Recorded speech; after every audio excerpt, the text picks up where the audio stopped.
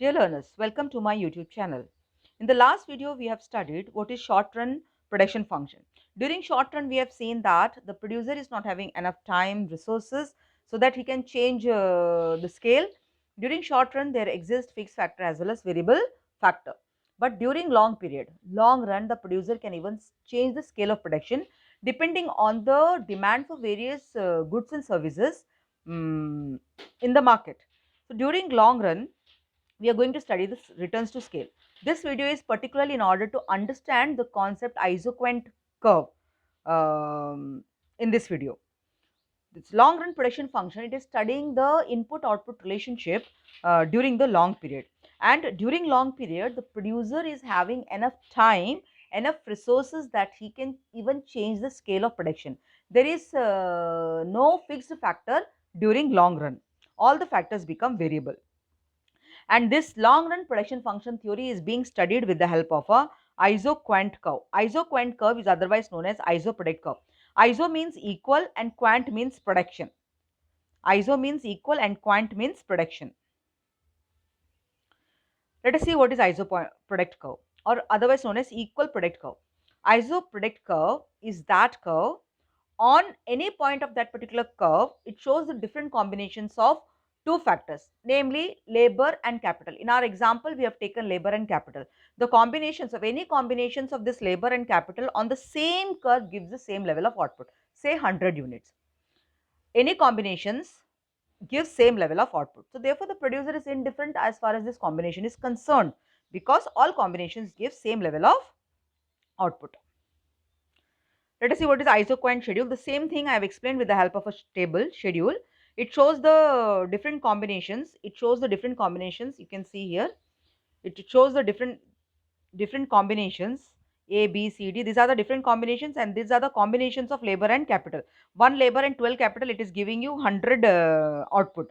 Likewise, all combinations, B combinations, C combinations, D combinations, E combinations, all these combinations are giving 100 output. So the producer is indifferent to such combinations. This is known as this schedule is known as Iso-Quant schedule, and this schedule can be transformed in the form of a curve plotted on a graph. When it is plotted on a graph, it becomes Iso-Quant curve. This Iso-Quant, I have written IP. IP means iso-product curve. It sounds beautiful. IP curve. A, B, C, D, E. You can see these are the different combinations. These are the different combinations, and all these combination, whether this, whatever the combinations, all these combinations gives 100 units of output. You can see that the IP curve, iso-product curve, it is sloping downward from left to right. Why it is sloping downward? As you have seen in case of law of demand also, the curve is sloping downward. Why it is sloping downward? That when price is increasing, demand is falling down. In the same manner, here also two factors we are using.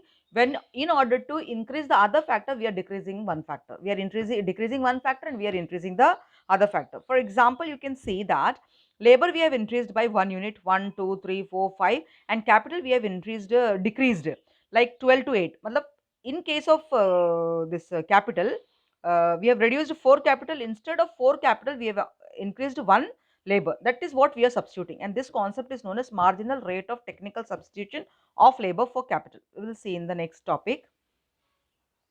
So this is how this is sloping downwards. Why it is sloping downwards? Because we are increasing one factor and we are decreasing the other factor. You can see labor we are increasing the labor we are increasing, and capital we are reducing. By reducing the capital, we are increasing the labor. Because of this reason, what happened? This is sloping downwards from left to right.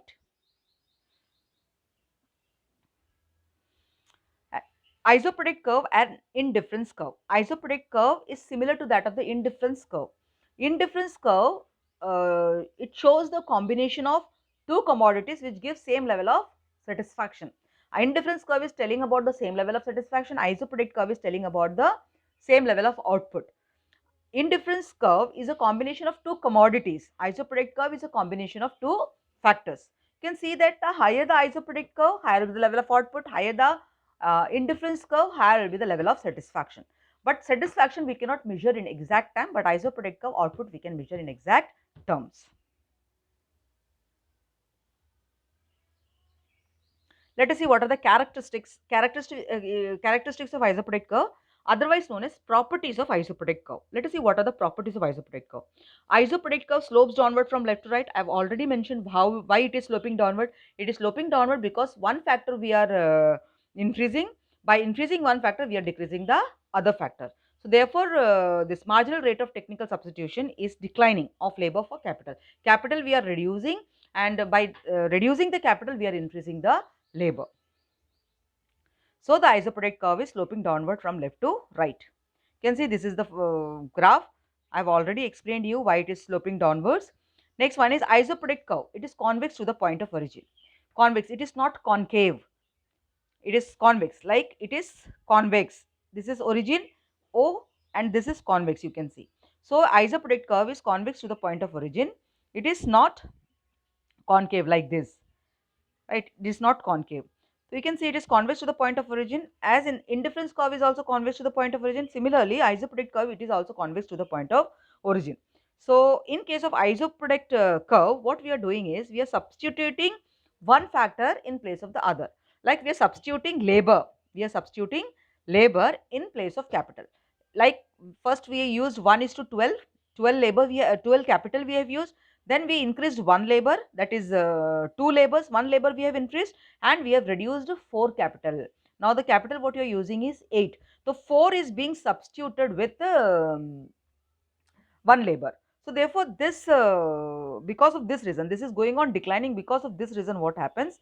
This is um, convex to the point of origin.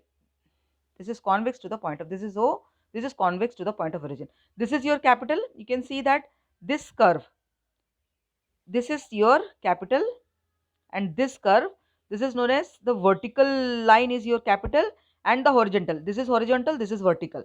The falling line is your capital, and the horizontal line is your labor. You can see that the labor is increasing, capital is falling, and the formula for MRTS is change in capital divided by change in labor. So therefore you can see there is a negative concept here, that by increasing one particular factor, other factor is declining, and marginal rate of technical substitution is declining of labor for capital. Due to this reason, what happened? This is convex to the point of origin. This line is convex to the point of origin.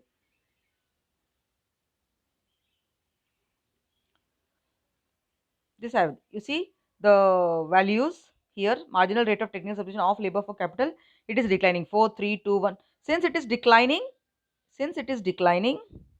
the marginal rate of technical substitution of labor for it is declining. Because of that reason only, it is convex to the point of origin. This is O, origin, and this is your IP curve, which is convex to the point of origin.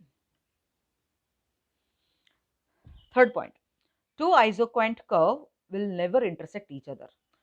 We have already seen that in case of isoquant curve, in single one isoquant curve, one isoprodict curve shows one level of output. In case if two isoquant curve is intersecting, which means that at one point they both the curves are having equal production, which is not possible. Or we can say before that point, one is having less, one is having more production. After cutting, after intersecting, it will become vice versa. And this is an imaginary concept as far as isoquant curve is concerned. So therefore, this is the concept. You can see at this point,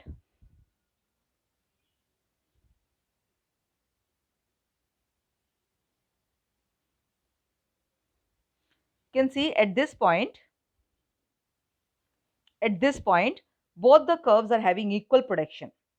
And before that, this curve was less, this curve was more. After that, the curve which was having higher production, now it is getting less production, and it is getting more production. And this is imaginary, and this is not possible. So therefore, iso-quant curve will never intersect like this. It will never intersect. The iso-quant curve will be like this only. It will be parallel to each other. Since one iso-quant curve gives one level of production, the other iso-quant curve gives other level of production.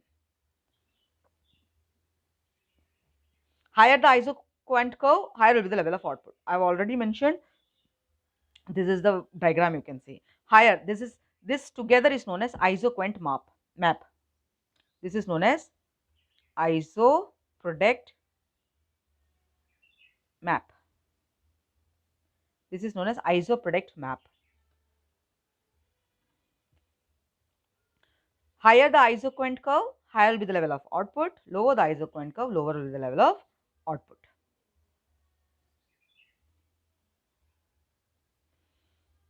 Hope that you are clear with the concept of isoquant curve. With this isoquant curve only, we are going to study returns to scale. This is a concept which was being introduced in order to explain this long run prediction function. A very easy topic, very easy hit. Hope you are clear with this concept known as isoquant curve. Thank you.